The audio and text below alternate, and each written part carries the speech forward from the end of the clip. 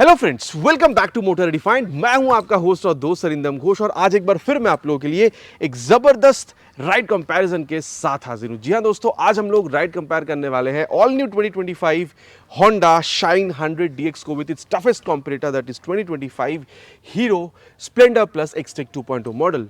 जी हाँ दोस्तों, हीरो और होंडा का भी साथ में हुआ करती थी, अभी एक दूसरे की राइवल है और दोनों ही यहाँ पर 100 सीसी की प्रोडक्ट जो है कंपनी यहाँ पर आप लोगों को ऑफर कर रही है। तो कौन सा खरीदना सही होगा, होंडा या फिर हीरो, यही आज समझने की कोशिश करेंगे। राइड एक्सपीरियंस के साथ साथ दोनों ही बाइक की मैं आप लोगों को बताऊंगा, दोनों ही बाइक में फीचर, स्पेसिफिकेशन, प्राइस, माइलेज कहां तक आप लोगों को डिफरेंस देखने में मिलेगा, ताकि आप लोगों को एक डिसीजन बनाने में हेल्प मिले कि आप लोगों को खरीदना क्या है, यहां पर शाइन खरीदनी है या फिर यहां पर स्प्लेंडर प्लस खरीदना है। और दोस्तों आगे बढ़ने से पहले very special thanks to GP auto centre Krishnanagar and star Honda Krishnanagar for providing me this bikes, ताकि मैं आप लोगों तक ये कंपैरिजन पहुंचा सकूं। वेस्ट बंगाल के कृष्णनगर या आसपास के में अगर आप रहते हैं, कोई भी आप यहां पर हीरो या फिर आप होंडा की प्रोडक्ट खरीदना चाहते हैं, शोरूम्स को आप डेफिनेटली कांटेक्ट कर सकते हैं। डिटेल्स ऑलरेडी आप लोगों ने अपने स्क्रीन पर देख ली है। तो चलिए दोस्तों स्टार्ट करते हैं। बाकी दोस्तों राइड पे जाने से पहले मैं दोनों ही बाइक की छोटी सी एक वॉक अराउंड शेयर कर लूं, ताकि की डिफरेंसेस मैं आप लोगों को बता सकूं। बाकी दोस्तों यहां पर ब्लूटूथ है, होंडा में नहीं, फिर भी कंपैरिजन क्यों, कंपैरिजन इसलिए दोस्तों क्योंकि दोनों ही मॉडल में आप लोगों को ये टॉप मॉडल मिल रहा है। और अगर आप लोग निचली मॉडल पर भी जाते हैं स्प्लेंडर प्लस में, तो वहां पर आप लोगों को जो डिस्क ब्रेक है वो भी आपको मिल जाएगा, जो अगेन यहाँ पर नहीं है। अगर आप लोग एकदम नीचे वाली मॉडल पर जाते हैं तो मतलब वो सही नहीं रहेगा। तो टॉप मॉडल ही दोस्तों दोनों के यहाँ पर कंपेयर करते हैं। बाकी यहाँ स्प्लेंडर प्लस में निचली मॉडल्स में क्या डिफरेंस है with this Honda shine 100 DX new model, वो भी मैं आप लोग को बताता हुआ चलूंगा। बाकी दोस्तों अगर आप लोग टॉप मॉडल देख रहे हैं तो यहाँ पर आप लोग को एलईडी का लाइट मिलेगा, जो कि यहाँ हेलोजन का मिला। लेकिन हाँ, निचली मॉडल्स में अगर आप लोग जाते हैं तो वहाँ पर भी आप लोग को हेलोजन का लाइट देखने में मिल जाएगा स्प्लेंडर प्लस में। इसके अलावा दोस्तों 31mm तक का जो टेलीस्कोपिक फोकस दोनों में मिलेगा, दोनों में ही काफी तगड़ा वाला फाइबर का जो मडगार्ड है ये आपको मिलेगा। 2.75 17 तक की टायर आप लोग को यहाँ पर ट्यूबलेस मिलेगा with this kind of alloy wheel. Alloy wheel देखने में काफी हद तक दोनों में आप लोग को सिमिलैरिटी मिलेगी। यहाँ पर आप लोग को 80/100 सेक्शन तक का tyre with 18 inches of alloy wheel जो है ये आप लोग को स्प्लेंडर प्लस में देखने में सीरीज में कोई सी बाइक में आप लोग को मिल जाएगा, स्प्लेंडर प्लस सीरीज में। इसके अलावा दोस्तों combi braking system, brake rear apply करने पे फ्रंट ब्रेक का भी अप्लाई हो जाना, ताकि ब्रेकिंग को और तगड़ी बनाया जा सके। ये अगेन दोनों ही बाइक में आपको मिलेगा। हीरो इसको आईबीएस कहती है, होंडा इसको सीबीएस कहती है। इसके अलावा दोस्तों अगर आप लोग देख रहे हैं तो दोनों में 130mm तक का जो ड्रम ब्रेक है फ्रंट में ये आपको मिलेगा। यहाँ पर ऑलरेडी आप लोगों को ये जो क्रैश गार्ड है ये देखने में मिल रहा है, होंडा में आप लोगों को उसको अलग से खरीद के लगवाना पड़ता है। बाकी अगर इंजन देख रहे हैं दोस्तों तो यहाँ पर 97.2 CC single cylinder air cool fuel injected engine आपको मिलेगा। यहाँ पर किक स्टार्ट के साथ 8.03 PS की power, 8.05 newton metre max torque के साथ। बाकी एग्जॉस्ट में दोस्तों यहाँ पर भी आप लोगों को क्रोम मिल रहा है। अगर आप लोग होंडा में देख रहे हैं तो यहाँ पर भी आपको क्रोम जो है ये देखने मिल जाएगा। यहाँ पर आप लोगों को 98.98 CC single cylinder air cool fuel injected engine आपको मिलेगा। पावर थोड़ी सी कम है 7.38 PS तक की, लेकिन टॉर्क ऑलमोस्ट सिमिलर है 8.03 न्यूटन मीटर तक की। बाकी दोस्तों अगर आप लोग यहाँ पर ये फुटरेस्ट या फिर ब्रेक लीवर की क्वालिटी देख रहे हैं, दोनों में आप लोगों को काफी सिमिलर मिलेगा और काफी तगड़ा मिलेगा। बाकी दोस्तों एग्जॉस्ट के बारे में बात कर लेते हैं, क्योंकि इंजन के बारे में बात कर रहे हैं। आवाज में सबसे पहले स्प्लेंडर प्लस की आप लोगों को सुना दूं।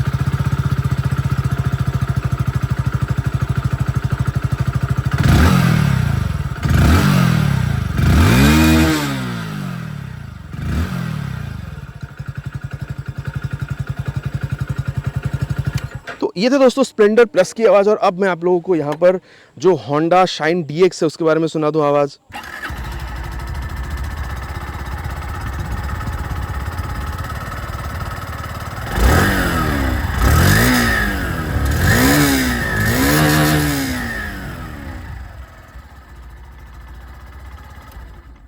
तो ये दोस्तों दोनों ही आवाज आप लोगों ने सुन लिया, आपको किसकी बेहतर लगी नीचे प्लीज कमेंट पर लिखकर बताइएगा।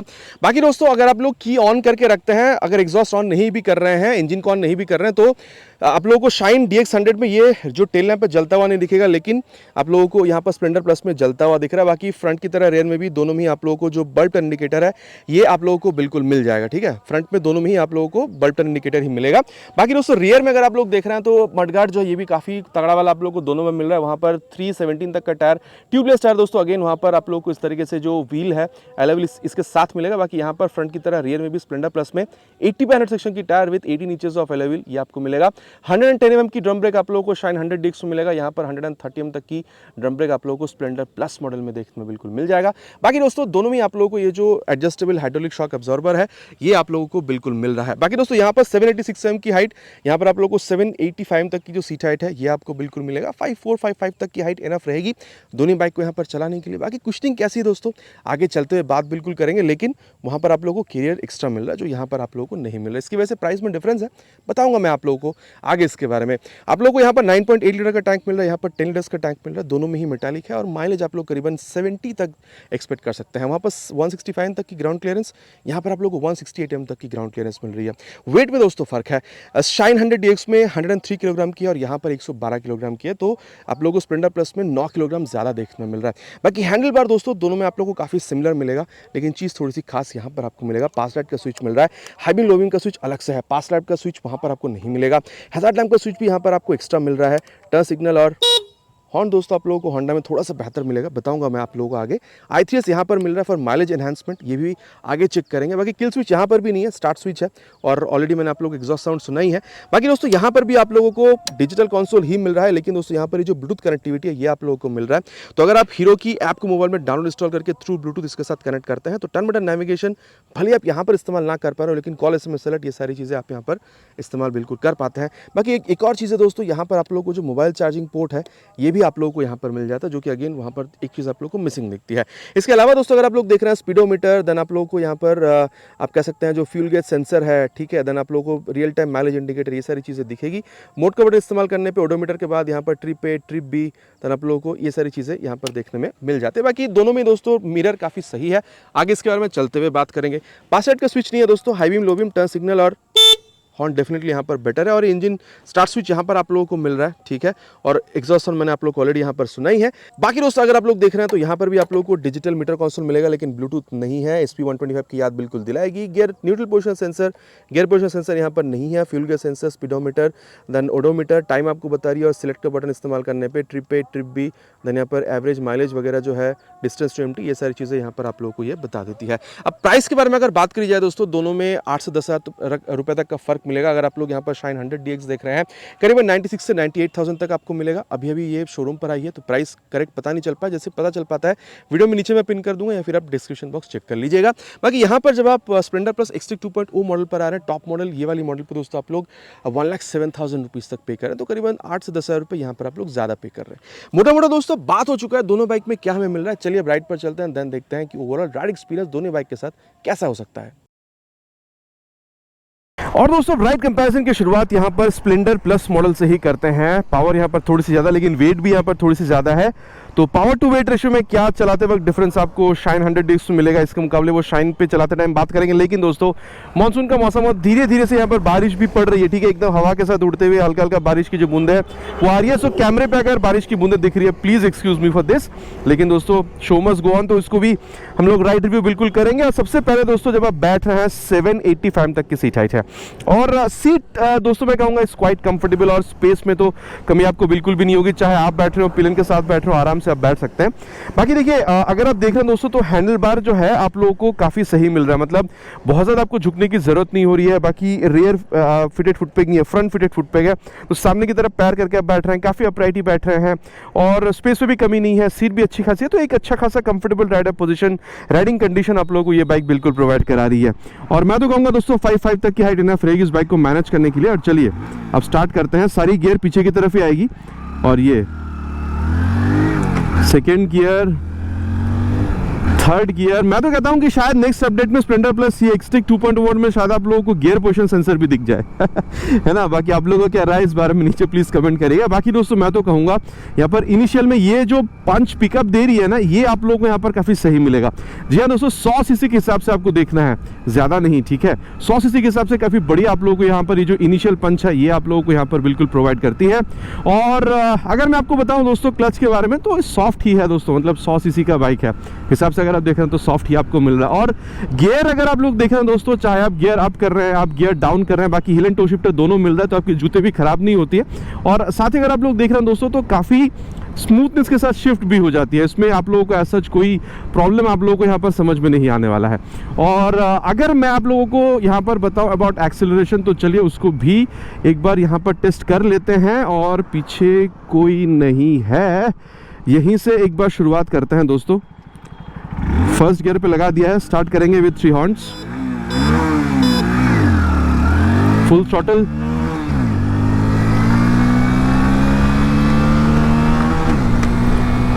Cross 60, 70 crossed, on top gear now 80। अब इससे ज़्यादा दोस्तों इसको क्या ही भगाएं, है ना, मतलब 100 सीसी की बाइक है, शायद इतना भी आप शायद ही भगाएं, ठीक है। तो देखिए मैं तो कहूँगा दोस्तों इनफैक्ट 75-80 तक भी सच बहुत ज़्यादा वाइब्रेशन नहीं है। हाँ, आप कह सकते हैं कि मैंने इसको भगा कर देखा है दोस्तों, वैसे तो मतलब अगर आप देख रहे हैं 85-90 तक जब आप जाते हैं, 80-85 के बाद जब आप देख रहे हैं तो हल्का सा वो वाइब्रेशन जो है वो आप लोगों को यहाँ पर फील होता है। तो मैं तो कहूँगा दोस्तों अगर आप लोग स्टेबिलिटी देख रहे हैं, हाँ यहाँ पर 80/100 की टायर अगर एटलीस्ट 90 या फिर रियर में 100 मिल जाती तो बढ़िया हो सकता था, लेकिन ठीक है, इस तरीके से अगर रोड कंडीशन सही है तो आप लोगों को बहुत ज़्यादा यहाँ पर स्टेबिलिटी में प्रॉब्लम नहीं हो रही है, ठीक है। साथ ही दोस्तों जिस भी आप यहाँ पर गियर पर होते हैं उस गियर के हिसाब से जितनी स्पीड पर आप चला रहे हैं, कितना आपको माइलेज मिलेगा वो भी आप लोगों को यहाँ पर ये बिल्कुल दिखा देती है। और साथ ही दोस्तों माइलेज को सुधारने के लिए और एक सबसे बेहतरीन चीज जो कंपनी ने ऑफर करी है वो है i3s टेक्नोलॉजी। अभी आप लोगों को शाइन 100X में नहीं मिलेगा। मान के चलिए आपने यहाँ पर बाइक को खड़ी कर दिया यहाँ पर, और अभी देखिए i3s को मैंने ऑन कर रखा है, तो यहाँ पर ये आप लोगों को ये देखिए यहाँ पर ये आप लोग इंडिकेट कर रही है, और क्योंकि अभी गाड़ी बंद हो गई है तो यहाँ पर ये देखिए अभी यहाँ पर ये ब्लिंक हो रही है। और अभी देखिए अगर मैं थ्रॉटल भी दे रहा हूँ तो गाड़ी आगे नहीं जाएगी, मतलब गाड़ी बंद है। अगर आपको दोबारा इसको ऑन करना है तो क्या करना है, यहाँ पर इसको प्रेस करने की ज़रूरत नहीं है, जस्ट यहाँ पर एक क्लच आप लोग यहाँ पर प्रेस कर दीजिए और ये देखिए गाड़ी यहाँ पर दोबारा चलने के लिए रेडी है। तो ये काफ़ी बढ़िया टेक्नोलॉजी है माइलेज को बेहतर बनाने के लिए। आप लोगों का क्या राय है इसके बारे में नीचे प्लीज़ कमेंट पर लिखकर बताइएगा। और जब आप यहाँ पर दोस्तों इसकी इंजन हीटिंग देख रहे हैं, सच कोई इशू आपको फील नहीं होगा। और माइलेज दोस्तों इस बाइक को जाना ही जाता है माइलेज के लिए, सूंघती है पेट्रोल, और 60 से 70 के बीच में ये आप लोगों को बिल्कुल यहाँ पर माइलेज भी जो है निकाल कर बिल्कुल दे सकती है। और दोस्तों अब राइड कंपेयर करेंगे स्प्लेंडर प्लस को with this new 2025 Honda shine 100DX। सबसे पहले तो दोस्तों सीट के बारे में बात करेंगे। वहाँ पर 785 का सीट हाइट था, यहाँ पर 786, तो 1 mm में दोस्तों एज सच कोई फर्क आपको समझ में नहीं आना चाहिए, और वो नहीं आ भी रहा है। बाकी दोस्तों फ्रंट फिटेड फुट पे यहाँ पर भी है, सीट यहाँ पर भी आप लोग को इक्वली कंफर्टेबल मिलेगा, मतलब सॉफ्टनेस जो है वो भी मैं कहूँगा आप लोगों को इक्वली मिलेगा, ठीक है। शायद यहाँ पर मतलब स्प्लेंडर प्लस में थोड़ी सी शायद इससे ज़्यादा सॉफ्ट थी, लेकिन एज सच बहुत ज़्यादा कोई डिफरेंस आपको सीट की सॉफ्टनेस में दोनों बाइक में आपको मिलेगा नहीं। बाकी दोस्तों स्पेस की अगर बात है तो दोनों बाइक में आप लोग को इक्वली स्पेस मिल जाएगा। इसमें आप चाहे पिलियन के साथ भी राइड करना चाह रहे हो, स्ट्रेट एक सीट आपको मिलेगा और काफ़ी अच्छा खासा आप राइड यहाँ पर भी कर पाएंगे। स्पेस में अगेन कहूँगा दोस्तों, चाहे बाइक की कंफर्ट हो, सीट की या फिर स्पेस की, यहाँ पर दोनों बाइक में आप लोगों को बिल्कुल ही सिमिलर मिलेगा। और अब दोस्तों यहाँ पर जब आप देख रहे हैं तो हैंडल बार मुझे यहाँ पर थोड़ी सी ऊंची महसूस हुई है when compare to Splendor plus. बाकी ऑलमोस्ट सेपरेट आप लोग यहाँ पर भी बैठ रहे हैं, तो एक कंफर्टेबल राइडर पोजीशन जो है वो आप लोगों को यहाँ पर डेफिनेटली मिलेगा। और आप लोगों को बहुत ज़्यादा यहाँ पर झुकने की ज़रूरत भी नहीं हो रही है, ठीक है, ऑलमोस्ट सेपरेट ही आप बैठ रहे हैं। तो दोस्तों अब इसको यहाँ पर स्टार्ट करते हैं, फर्स्ट गियर और ये सेकेंड गियर, थर्ड गियर। देखिए मैं कहूँगा दोस्तों वहाँ पर भले आप लोगों को पावर थोड़ा ज़्यादा मिल रहा हो, लेकिन वेट भी वहाँ पर 9 किलोग्राम ज़्यादा है। तो यहाँ पर भले पावर थोड़ी सी कम है, लेकिन वेट भी यहाँ पर आप लोगों को 9 किलोग्राम हल्की मिल रही है। तो पावर टू वेट रेशियो के हिसाब से बाप रे बाप कितना बड़ा गड्ढा है। पावर टू वेट रेशियो के हिसाब से अगर आप लोग देख रहे हैं दोनों बाइक चलाते हुए इनिशियल रिस्पॉन्स जो आप लोगों को मिल रहा है, एक्सीलरेशन, मेरे ख्याल से दोस्तों आप लोगों को यहाँ पर बहुत ज़्यादा डिफरेंस जो है वो आप लोगों को यहाँ पर फील नहीं होनी चाहिए, ठीक है। बाकी दोस्तों अगर मैं कहूँ तो क्लच यहाँ पर भी आप लोगों को काफ़ी यहाँ पर आप कह सकते हैं सॉफ्ट ही मिलेगा, और ये भी सिमिलर है अगर आप लोग यहाँ पर स्प्लेंडर प्लस इसको मिलाकर देख रहे हैं। बाकी अगर मैं गियर शिफ्टिंग की बात करूँ दोस्तों तो आप स्प्लेंडर प्लस में क्या रहा था, वहाँ पर ना एकदम हल्का सा आप लोगों को प्रेस करना हो रहा था, यहाँ पर आप लोगों को थोड़ा ज़्यादा प्रेस करना हो रहा है। लेकिन कंफर्टेबल मेरे को तो ये वाला जो आप कह सकते हैं जो गियर प्रेस कर रहे हैं ना आप, ये मेरे को थोड़ा सा ज़्यादा सही लग रहा है, मतलब आपको थोड़ा सा प्रेस ज़्यादा करना हो रहा है। वहाँ पर हल्का सा प्रेस की नहीं कि मतलब गियर एंगेज हो जा रहा था। तो यहाँ पर जो फील है ना, स्मूथनेस वहाँ पर भी था, लेकिन मुझे यहाँ गियर प्रेस करते टाइम जो फील है मुझे यहाँ पर थोड़ी सी बेटर महसूस हो रही है, ठीक है। बाकी दोस्तों अब अगर यहाँ पर गियर क्लच के बारे में बात हो ही रहा है तो चलिए इसकी जो एक्सेलरेशन टेस्ट है उसको कंप्लीट करते हैं, देन यहाँ पर इसकी जो परफॉर्मेंस है उसके बारे में आगे बात करते हैं। Will start with 3 horns already on first gear now. Full throttle पे रख दिया दोस्तों इसको, क्रॉस 30,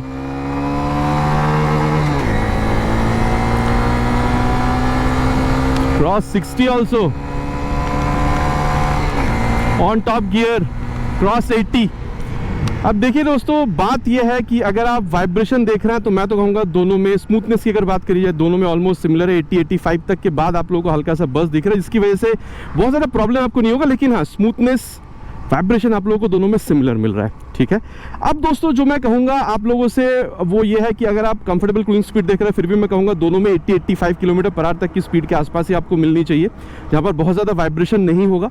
बाकी दोस्तों अगर आप स्टेबिलिटी देख रहे हैं दोनों बाइक में, अगेन मैं कहूँगा आप लोगों को यहाँ पर काफ़ी सिमिलर ही मिलेगा, ठीक है। और मैं कहूँगा देखिए वैसे तो नॉर्मल रोड पे कोई प्रॉब्लम नहीं है, लेकिन एटलीस्ट अगर 90-100 की टायर दोनों में मिल जाती तो शायद ये और बेहतर स्टेबिलिटी प्रोवाइड कर सकती थी। एज सच अगेन कहूँगा दोनों में ही नॉर्मल रास्तों पर आप लोगों को स्टेबिलिटी में प्रॉब्लम नहीं होनी चाहिए। और अगर मैं कहूँ दोस्तों चाहे आप यहाँ पर इंजन हीटिंग की इशू देख रहे हो, वो भी आप लोगों को दोनों में बहुत ज़्यादा आप लोगों को समझ में आने वाला नहीं है। और माइलेज भी दोस्तों दोनों में सेम है 60 से 70। तो फिर एक्सीलरेशन में डिफरेंस क्या है? भले दोस्तों यहाँ पर आप लोगों को पावर थोड़ा सा कम मिल रहा हो, लेकिन क्योंकि यहाँ पर वेट भी कम है तो इनिशियली ये जो बाइक है आप लोगों को थोड़ी सी मतलब इनिशियली ये ज़्यादा भागती हुई नजर आएगी। तो स्प्लेंडर प्लस से इनिशियली ये स्पीड आपको थोड़ा सा बेहतर देगी, लेकिन जैसे ही दोस्तों आप लोग टॉप एंड तक जाएंगे तो दोनों ही बाइक बाजू बाजू यहाँ पर राइड करती हुई, क्रूज करती हुई दिखेगी। इन सम केसेस स्प्लेंडर प्लस थोड़ी सी आगे निकल सकते हैं, लेकिन almost similar performance, top and performance जो है दोनों ही बाइक में आपको मिलेगा। 90-95 किलोमीटर पर आवर तक की स्पीड दोनों ही बाइक यहाँ पर टॉप स्पीड में अचीव कर सकती है। तो ये था दोस्तों मेन डिफरेंस इन दोनों ही बाइक में। तो ये था दोस्तों अबाउट एक्सीलरेशन। और अब जिस बारे में बात करेंगे वो है इस बाइक की ब्रेकिंग। सबसे पहले तो दोस्तों यहाँ पर इसको ले चलेंगे अराउंड 60 के बीच, और ये फ्रंट ब्रेक, पीछे कोई है नहीं कार, जो बाइक यहाँ पर जो ये देखिए जो बस आ रहा है बहुत दूर था। मैं तो कहूँगा दोस्तों देखिए यहाँ पर ये देखिए उल्टे साइड से लोगों का आना धर्म बन चुका है एकदम। मैं तो कहूँगा दोस्तों अगर आप ब्रेकिंग देख रहे हैं, सामने में आप लोग को 130 mm का जो ड्रम ब्रेक है ये मिल रहा है। अब ड्रम ब्रेक के हिसाब से दोस्तों आप लोगों को यहाँ पर ठीक ठाक रिस्पांस मिल रहा है ब्रेकिंग में। मैं नहीं कहूँगा बहुत बढ़िया है, अगर आप लोगों को बहुत बढ़िया चाहिए होगा तो यहाँ पर जो डिस्क मॉडल आती है आप लोगों को वहाँ पर जाना पड़ेगा। बाकी क्या तो एक्सटेक 2.2 मॉडल में आप लोग को डिस्क नहीं मिलेगा, यहाँ पर आप लोगों को ड्रम का ही ऑप्शन देखने में मिलता है। तो मैं कहूँगा दोस्तों ठीक ठाक है, लेकिन अगर ड्रम ब्रेक मिलता तो और ये बढ़िया हो सकता था फ्रंट ब्रेक। और अब दोस्तों अगेन इसको 50 के करीब ले चलेंगे और रियर ब्रेक इस्तेमाल कर लिया है। अगर आप लोग रियर में देख रहे हैं दोस्तों तो भी आपको ड्रम ब्रेक ही मिल रहा है, और मैं तो कहूँगा ठीक ठाक रिस्पांस है। अब कॉम्बी ब्रेकिंग सिस्टम में फिर आईबीएस आपको मिलता है, रियर ब्रेक अप्लाई करने पे फ्रंट ब्रेक भी थोड़ा सा अप्लाई होता है, लेकिन एज सच बहुत ज़्यादा इसकी वजह से आप लोगों को ब्रेकिंग में यहाँ पर जो फर्क है वो आपको यहाँ पर महसूस हो नहीं रहा है। नॉर्मल है, जैसे प्रोग्रेसिव होता है रियर ब्रेक पे पैर रखते से ही हल्का सा स्पीड का स्लो डाउन हो जाना, वही आप लोग को यहाँ पर भी मिल रहा है। और अब रियर के संग संग बाद एक बार फ्रंट ब्रेक को अप्लाई करेंगे। जी पीछे कोई है नहीं, बस बहुत दूर है, और ये 53 पे ले जाके रियर विद फ्रंट। देखिए दोस्तों ओवरऑल ब्रेकिंग जो है आप लोगों को ठीक ठाक मिलेगा। मैं नहीं कहूँगा कि बहुत बढ़िया, लेकिन ठीक ठाक है। और हाँ, अगर आपको इससे ज़्यादा बेहतर रिस्पांस चाहिए ब्रेकिंग में तो स्प्लेंडर प्लस में आप लोगों को डिस्क वाला वेरिएंट भी मिलेगा, आप लोगों को वो वेरिएंट चूज करनी पड़ेगी। और दोस्तों अब जिस बारे में बात करेंगे वो है इस बाइक की यहाँ पर ब्रेकिंग सिस्टम के बारे में। जी हाँ दोस्तों, इसको करीबन 50 तक ले चलेंगे एंड देन फ्रंट ब्रेक 52 पे ले जाके फ्रंट ब्रेक। देखिए दोस्तों फ्रंट में यहाँ पर 130 mm की ड्रम ब्रेक आप लोगों को मिलेगा, which is very similar to Splendor plus. और मैं कहूँगा दोनों में ये जो ब्रेक का फील है ना, जो आप जब ब्रेक प्रेस कर रहे हैं कितनी जल्दी बाइक को ये रोक पा रही है, वो फील दोनों में आप लोगों को यहाँ पर सिमिलर देखने में मिलेगा। ऐसा कोई डिफरेंस मैं यहाँ पर बिल्कुल नहीं कहूँगा। और अगर दोस्तों रियर ब्रेक को देखा जाए तो यहाँ पर 110 mm की आपको ड्रम ब्रेक मिलेगा। तो ये 51 पे ले जाके अगेन ड्रम ब्रेक प्रेस कर दिया मैंने। हाँ, अब कहीं ना कहीं दोस्तों मुझे यहाँ पर ये फील हो रहा है कि देखिए वहाँ पर भी आईबीएस है, यहाँ पर भी सीबीएस है, दोनों का काम सेम है। रियर ब्रेक अप्लाई करने पे फ्रंट ब्रेक का अप्लाई हो जाना, लेकिन मैं कहूँगा यहाँ पर कहीं ना कहीं मुझे देखिए प्रोग्रेसिव ये भी है। रियर ब्रेक पे जब आप पैर रख रहे हैं हल्की सी स्पीड ये भी रोक रही है, प्रोग्रेसिव वहाँ पर भी थी, लेकिन इसमें भी फर्क है। मुझे यहाँ पर रियर ब्रेक का रिस्पॉन्स जो है थोड़ी सी इसमें यहाँ पर बेहतर लगी है। फ्रंट ब्रेक का दोस्तों ऑलमोस्ट दोनों में आप लोग को सिमिलर मिलेगा, ठीक है। बाकी अब देखते हैं दोस्तों रियर के संग संग बाद फ्रंट ब्रेक को अप्लाई करके दोनों में कितना फर्क आपको मिलता है। और यहाँ पर भी वही 53 पे ले जाके ये। अब दोस्तों मैं कहूँगा जब आप रियर के संग संग बाद फ्रंट ब्रेक को अप्लाई कर रहे हैं तो फिर मैं कहूँगा आप लोगों को दोनों में काफ़ी सिमिलर मिलेगा। लेकिन जब आप रियर ब्रेक को स्पेशली अलग से अप्लाई कर रहे हैं तो यहाँ पर थोड़ी सी बेहतर है, ठीक है। लेकिन अगेन मैं कहूँगा अगर आप लोग फ्रंट ब्रेक को दोनों में देख रहे हैं, सिर्फ अगर फ्रंट ब्रेक का इस्तेमाल कर रहे हैं दोनों में बारी बारी से, तो आप लोगों को दोनों में सिमिलर महसूस होगा। और अब दोस्तों यहाँ पर जिस बारे में बात करेंगे वो है सस्पेंशन। मैं तो कहूँगा अगर आप यहाँ पर इसकी सस्पेंशन देख रहे हैं, चाहे आप फ्रंट देख रहे हो टेलीस्कोपिक फोक या रियर में डुअल हाइड्रोलिक शॉक अब्जॉर्बर, दोनों में ही दोस्तों आप लोगों को यहाँ पर ये थोड़ी सी मिड साइड से मतलब सॉफ्ट से मिड के बीच में मिलेगा। बहुत ज़्यादा सॉफ्ट नहीं है, बहुत ज़्यादा हार्ड भी नहीं है, मिड साइड पर है, ठीक है। लेकिन थोड़ी सी सॉफ्टर साइड पर आपको महसूस हो सकता है, ठीक है। तो देखिए इस तरीके से, ये देखिए गड्ढा है, माय गॉड, अब एनएच पे भी गड्ढा। देखिए यहाँ पर अगर आप लोग इस तरीके से हाईवेज पर चला रहे हैं, हाई स्पीड हो टॉप स्पीड हो, आप लोगों का ऐसा बहुत ज़्यादा प्रॉब्लम नहीं होगा, ठीक है। अब अगर आप लोग यू टर्न्स भी लेते हैं तो भी छोटी सी जगह में यू टर्न ले सकते हैं, लेकिन दोस्तों जब आप लोग गड्ढे पर जा रहे हैं, जैसे मैंने अभी आपको बताया था थोड़ा सा यहाँ पर भी गड्ढा था, तो अगर आप लोग हल्का फुल्का गड्ढे पर भी जा रहे हैं ना, तो भी ये जो बाइक है हल्का फुल्का क्या काफ़ी हद तक गड्ढों पर जा रहे हैं, तो भी ये बाइक आप लोगों को काफ़ी कंफर्टेबल राइड दे सकती है। बहुत ज़्यादा झटका आप लोगों को यहाँ पर आपकी कमर या फिर जो कंधा है उस पर आप लोगों को फील नहीं होता। तो आप कह सकते हैं 100 सीसी की बाइक है दोस्तों, आप डेली राइड के लिए यूज़ करेंगे और डेफिनेटली आप लोगों को एक कंफर्टेबल राइड बिल्कुल निकाल कर देने वाली, इसमें कोई दो राय नहीं है। और अब दोस्तों मैं अगर आपको ओवरऑल फील के बारे में बताऊं तो जब आप इस तरीके से कर रहे हैं तो 112 किलोग्राम की जो वेट है दोस्तों, एज सच बहुत ज़्यादा आपको फील नहीं कराई है। चलाते वक्त तो आप लोगों को ये हल्का ही महसूस होता है और चलाते वक्त दोस्तों मज़ा काफ़ी आता है। बाकी अगर आप देख रहे हैं रियर व्यू मिरर काफ़ी अच्छा खासा रियर व्यू दे रही है, स्पीडोमीटर, देन आप लोगों को यहाँ पर जो ओडोमीटर है या फिर आप कह सकते हैं जो ब्लूटूथ कनेक्टिविटी है, ठीक है, मोबाइल चार्जिंग पोर्ट यहाँ पर आप लोग को एक्स्ट्रा मिल रहा है शाइन 100DX के मुकाबले। तो इन सारी चीज़ों की वजह से दोस्तों आप कह सकते हैं कि क्योंकि आपको अच्छा खासा यहाँ पर राइडर पोजीशन भी मिल रहा है, ठीक है, सीट क्वाइट कंफर्टेबल, ब्रेकिंग भी ठीक ठाक आप लोगों को मिल जाता है, तो काफ़ी हद तक आप लोगों को एक कंफर्टेबल राइड जो है वो आप लोगों को यहाँ पर ये बाइक बिल्कुल प्रोवाइड करती है। मैं तो कहूँगा आप अगर डेली राइड सिटी कम्यूट के लिए यूज़ कर रहे हैं, माइलेज के हिसाब से, कंफर्ट के हिसाब से, हैंडलिंग के हिसाब से काफ़ी अच्छा आपको महसूस हो सकता है। लेकिन कभी अगर थोड़ा बहुत दोस्तों, मैं ये नहीं कहूँगा कि हर वक्त, लेकिन कभी थोड़ा बहुत अगर इस तरीके से हाईवे पर भी चलाने का आपको मन किया, इनफैक्ट आपके पिलियन के साथ भी, आपके साथ अगर कोई बैठ भी रहा है तो भी आप लोगों को प्रॉब्लम नहीं होनी चाहिए। बाकी दोस्तों अगर आप लोग यहाँ पर सस्पेंशन देख रहे हैं, तो चाहे आप फ्रंट देख रहे हो, चाहे आप रियर सस्पेंशन देख रहे हो, यहाँ पर भी सेटअप सिमिलर है when compare to Splendor plus. बाकी वहाँ पर भी आप कह सकते हैं टेलीस्कोपिक फोक था, यहाँ पर भी है, वहाँ पर भी adjustable dual hydraulic shock absorber rear में था, यहाँ पर भी आपको सेम मिल रहा है। और मैं कहूँगा दोस्तों कहीं ना कहीं फील भी आप लोगों को ऑलमोस्ट सिमिलर मिल रहा है। हाँ, रियर जो सस्पेंशन है यहाँ पर आप कह सकते हैं हल्की सी स्टिफर दिखेगी when compare to Splendor plus, लेकिन यहाँ पर भी आप लोगों को सिमिलर सेटअप भी मिलेगा, ऐसा बहुत ज़्यादा कोई चेंज नहीं है। आप हाई स्पीड पर हो, टॉप स्पीड पर हो, या फिर इस तरीके से आप स्ट्रेट लाइन स्टेबिलिटी देख रहे हो, हाईवेज पर आप चला रहे हो, बहुत मज़ा आपको बिल्कुल आने वाला है। और गड्ढों की अगर बात है दोस्तों, तो यहाँ पर भी मैं बिल्कुल कह सकता हूँ कि आप लोगों को काफ़ी अच्छा खासा ये जो गड्ढा है उसको भी झेलता हुआ ये बिल्कुल आप लोगों को दिखेगा। मतलब यहाँ पर भी मैं कह सकता हूँ कि चाहे कोई भी इंडियन रोड कंडीशन हो, आप लोगों को यहाँ पर काफ़ी अच्छा खासा आप कह सकते हैं सस्पेंशन में से जो रिस्पॉन्स है वो आप लोगों को यहाँ पर बिल्कुल देखने मिल जाएगा। और इस तरीके से दोस्तों अगर आप लोग देख रहे हैं, ये इस तरीके से अगर मैं मोड़ रहा हूँ तो यहाँ पर जो टर्निंग रेडियस है ये भी दोनों बाइक की आप लोगों को काफ़ी शॉर्ट ही मिलेगी और काफ़ी सिमिलर मिलेगा, ठीक है। बाकी दोस्तों अगर आप लोग रियर व्यू मिरर देख रहे हैं तो यहाँ पर काफ़ी अच्छा खासा आप लोगों को मिल जाता है।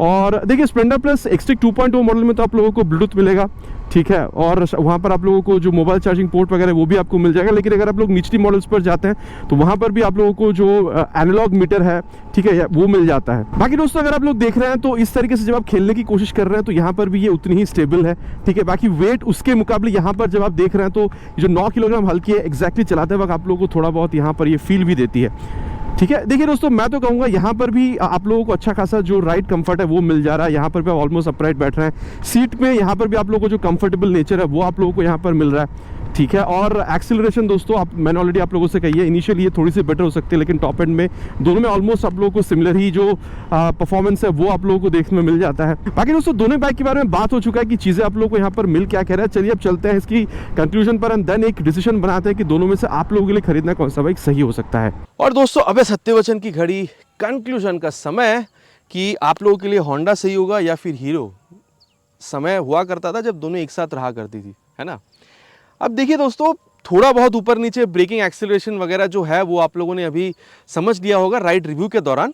लेकिन मैं इतना कह सकता हूं दोस्तों कि अगर आप लोगों को एक नो नॉनसेंस बाइक चाहिए, 100 सीसी की बाइक जहां पर आप डेली राइड करना चाहते हो, डेली कम्यूट करना चाहते हो, साथ में आपके पिलियन रहेगा, फैमिली की कोई साथ में आपकी बैठ रही है और आपको माइलेज अच्छा चाहिए, होंडा की रिलायबिलिटी, ये मतलब रिलायबल इंजन आपको चाहिए, साथ ही आप लोगों को यहाँ पर थोड़ा सा मॉडर्न तो दिखना ही है, थोड़ा सा मॉडर्न फीचर भी आप लोगों को चाहिए, जैसे कि यहाँ पर ये जो आप लोगों को कंसोल मिल रहा है, यहाँ पर ये आप लोगों को कंप्लीटली डिजिटल देखने को मिल जा रही है, ठीक है।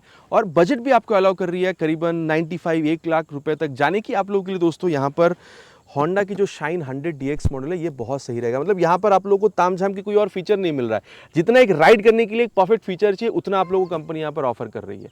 लेकिन दोस्तों जब आप लोग यहाँ पर स्प्लेंडर प्लस मॉडल में आ रहे हैं, भाई ये तो मानना पड़ेगा आज के डेट पर भी हीरो की सबसे ज़्यादा बिकने वाली बाइक यहाँ पर आप लोगों को स्प्लेंडर प्लस ही दिखती है। बाकी दोस्तों दिख ही नहीं रही है, एक्चुअली ये बहुत सही काम भी करती है। ठीक है, आप देख रहे हैं इंजन में एज सच कोई बहुत ज़्यादा कोई प्रॉब्लम आपको मिल नहीं रहा है। और इस बाइक पे भी दोस्तों अगर आप लोग देख रहे हैं, देखिए चाहे आप होंडा देख रहे हो चाहे आप हीरो यहाँ पर देख रहे हो, दोनों में ही दोस्तों सिमिलर परफॉर्मेंस ब्रेकिंग वगैरह आपको मिलेगा। बाकी थोड़ा ऊपर नीचे वो क्या है वो आप लोग को ऑलरेडी बताया है। अगर आप लोग सीट भी देख रहे हैं तो भी ये सारी चीज़ें आप लोग को दोनों में काफ़ी सिमिलर मिलेगा। लेकिन दोस्तों जब आप यहाँ पर आ रहे हैं सिमिलर परफॉर्मेंस के साथ, सिमिलर हैंडलिंग के साथ, दोस्तों एक चीज़ जो आप लोगों को थोड़ा और बेहतर मिल रहा है वो है यहाँ पर फीचर, जैसे कि i3s हो गया या फिर ब्लूटूथ हो गया या फिर लाइट हो गया या फिर हजार्ड लैंप हो गया, ये सारी चीज़ों के बारे में दोस्तों। और इसीलिए आप लोग प्राइस भी थोड़ा ज़्यादा पे कर रहे हैं। वहाँ पर एटलीस्ट 96-98,000 तक टॉप मॉडल में, यहाँ पर करीबन 1,07,000 रुपये तक आप लोग टॉप मॉडल में पे कर रहे हैं। तो थोड़ा ज़्यादा अगर फीचर की ज़रूरत है दोस्तों, मेरे ख्याल से स्प्लेंडर प्लस, एक्सटेक या फिर 2.0 मॉडल ये आप लोगों के लिए मार्केट में डेफिनेटली अवेलेबल है। बाकी दोस्तों अब आप लोग क्या समझते हैं, होंडा खरीदेंगे या फिर हीरो? नीचे कमेंट पे लिख के बताना प्लीज नहीं भूलेगा, इट्स माय रिक्वेस्ट। आशा करता हूं दोस्तों वीडियो आप लोगों को पसंद आई होगी। प्लीज वीडियो में एक लाइक कर दीजिएगा अगर आप लोगों को वीडियो पसंद आई है, और चैनल पर अगर आप लोग पहली बार आ रहे हैं तो सब्सक्राइब करके बेल बटन कॉल पे हिट करना प्लीज नहीं भूलिएगा। Again it's my request. बहुत जल्द चैनल पर आप लोगों से मुलाकात होगा इसी तरीके से नए वीडियो में बाइक स्कूटर के साथ। Till then ride safe and जय हिंद।